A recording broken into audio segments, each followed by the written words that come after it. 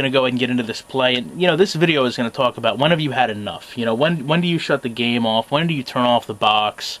What's your limit? Going to roll this play for you, and this play really, to me, embodies Madden. You know, there's 3 or 4 really good things, and then there's like 4 or 5 bad, and it's hard to make that determination of, you know, when does the bad outweigh the good.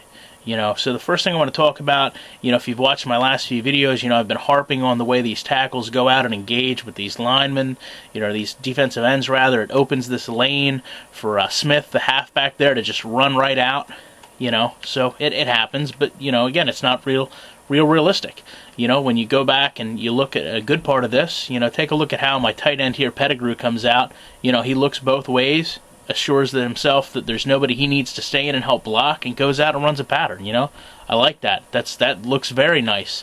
But then again, you go up here and you see Dominic Raiola is getting, you know, hurt pretty hard by this defensive tackle, and my other guard doesn't know how to react to this, and then this happens, you know, where he just kind of goes up and chest bumps him. You know, how do you rationalize this?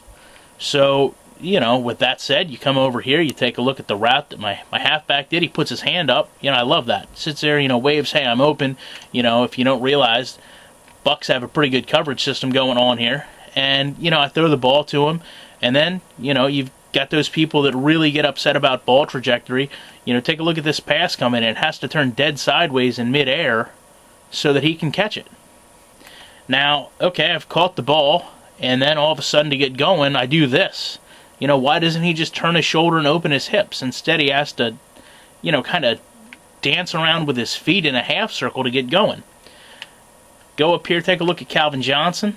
You know, I like this. Got a linebacker on him. Calvin Johnson, big receiver, big, strong, tall. You know, he sits there and just mans up and takes care of that linebacker. That might not be the way a slot receiver would play this situation. Slot receiver might go out and grab one of these corners, but, you know, Calvin Johnson stays up on that linebacker. I like it.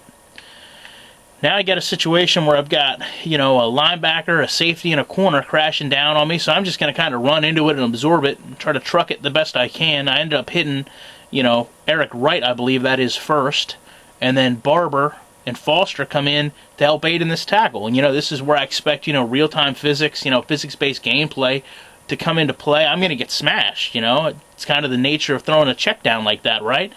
So all of a sudden, Barber kind of just knocks Foster and, actually it's Eric Wright, rather, just kind of knocks Barber and Foster right out of the play.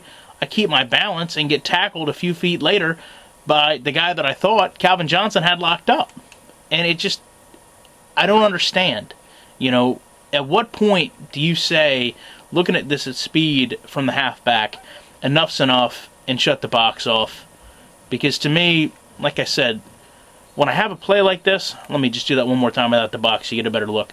When I have a play like this, you know, I can enjoy the good parts of it, but it so quickly gets overwhelmed by all the bad. So, appreciate you guys' time. Again, please comment on the video, and I'll see you guys later on.